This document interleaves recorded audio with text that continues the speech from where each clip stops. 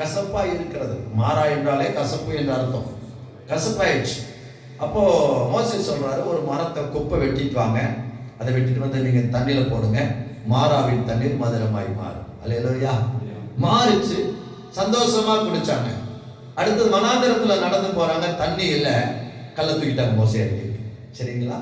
அப்ப என்ன அப்படின்னா, ஆண்டவரே மாறாவின் தண்ணீரை மதுரமாய், நம்ம பாடுறோம் இல்லைங்களா, மாறாவின் தண்ணீரெல்லாம் மதுரமாக மாறி, மாறாவின் தண்ணீரை மதுரமா மாற்றினீங்களே, இந்த வனாந்திரத்துல எங்களுக்கு தண்ணீர் தர உங்களால முடியும். அல்லேலூயா. அப்படி சொல்லியிருந்தா கர்த்தர் சந்தோஷப்பட்டிருப்பாரு.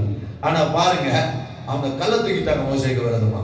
அப்போ மோசே கண்மலை பார்த்து பேசினா, இவங்களுடைய டார்ச்சர், இந்த ஜனங்களுடைய டார்ச்சர்னால மோசேக்கு டென்ஷன் தாங்க முடியல. என்ன செஞ்சாங்க? பேசாம அடிச்சான். பேசாம என்ன செஞ்சான்? அடிச்சான். அடிச்ச உடனே என்ன செஞ்சதுங்க? என்ன வந்து தண்ணி வந்துச்சு, குடிச்சாங்க. ஆனா ஆண்டவர் கடைசியில் மோசே எடுத்து சொன்னாரு, அந்த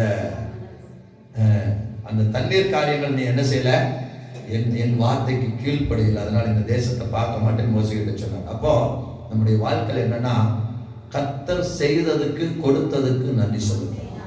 கடவுளே சொல்லுங்களேன், ஆண்டவர் நமக்கு இதுவரை ஜீவன் கொடுத்தார், அதற்கு நன்றி சொல்லுங்க.